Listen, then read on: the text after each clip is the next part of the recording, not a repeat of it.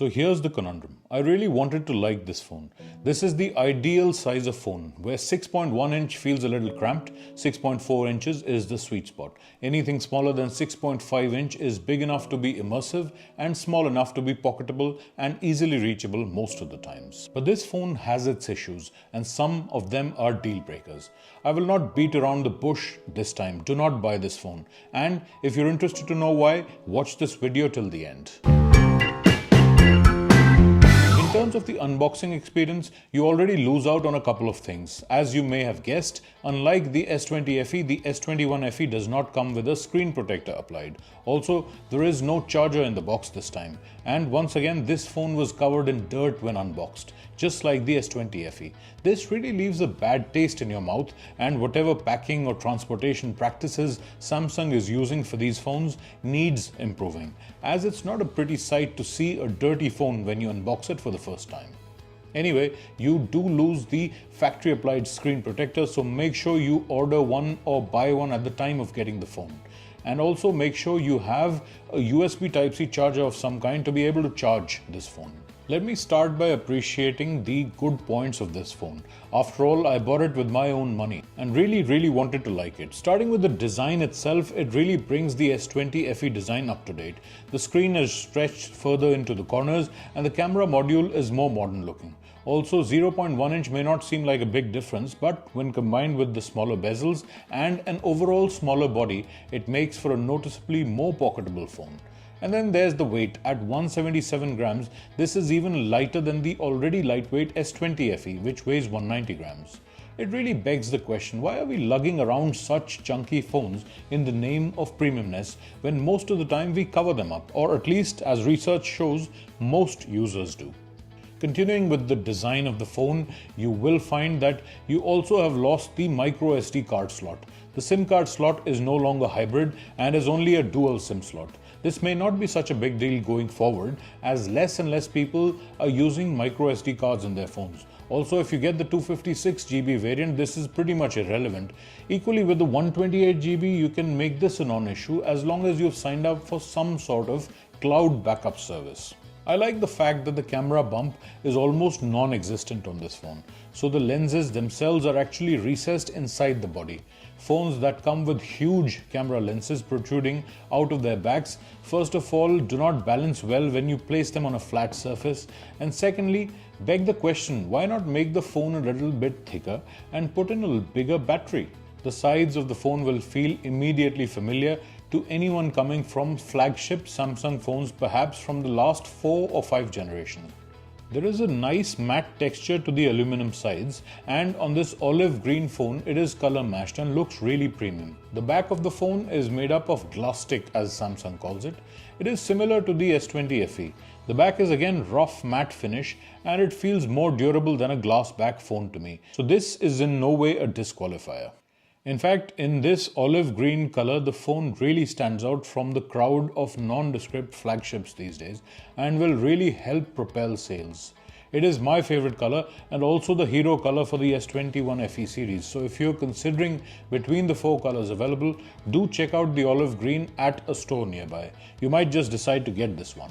Besides that, this phone feels just right. It is just the right size, very light and with a beautiful immersive screen, which is only 1080p but 120Hz high refresh rate. We are all aware that Samsung makes the best screens in the business. They even make the screens for the iPhones. That means that this phone also gets a fantastic panel. There's very little to complain about the panel itself. It is sharp, vibrant, bright enough and very vivid. Content really stands out on this phone's display.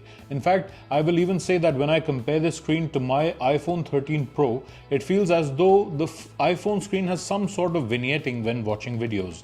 The Samsung screen is so good that it makes the iPhone screen look inferior. There's nothing on the left side of the phone, and both the power button as well as the volume up and down buttons are on the right side.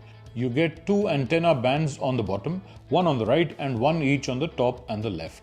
This is good to see and should mean good reception under all conditions.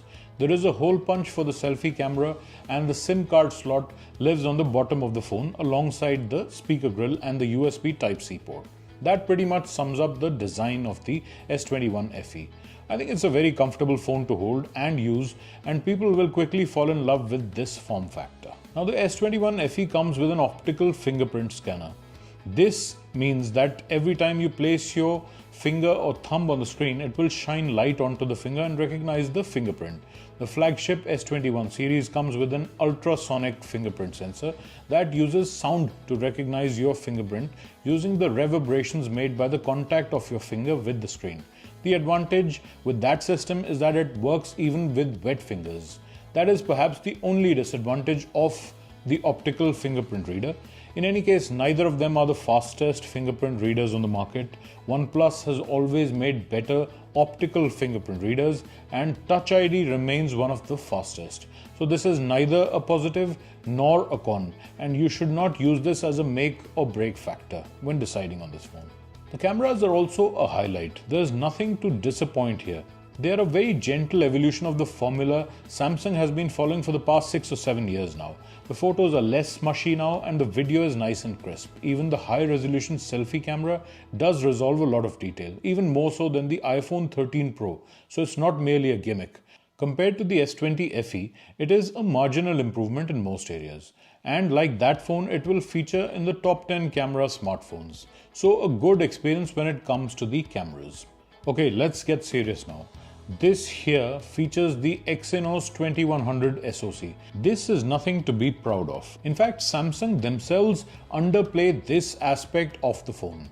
Whilst they advertise the Snapdragon 865 in the S20 FE in bold in all their marketing materials, they only refer to the SoC inside the S21 FE as their fastest chip.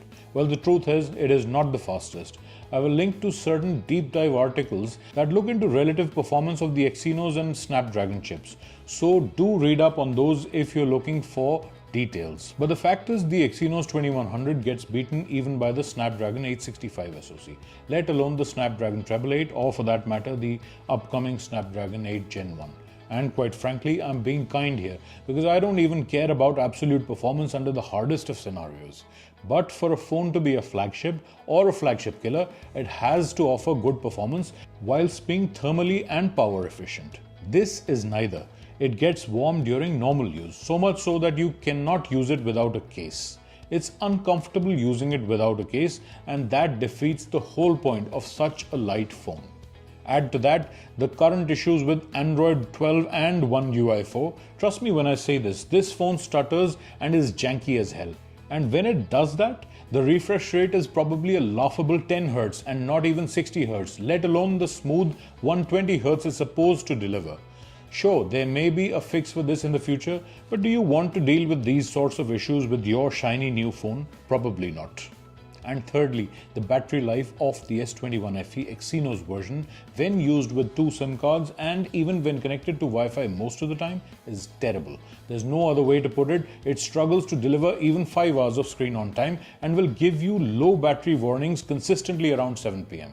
Unless you baby it and use it very little and ramp it down to 60 Hz, turn off the always on display, you will not get a full day's use out of this phone. Yesterday I charged it twice during the day and it still gave me a low battery warning around 9 PM. As if these weren't enough problems, almost constantly the phone is having network issues and displays a network connection failed error every time you unlock it.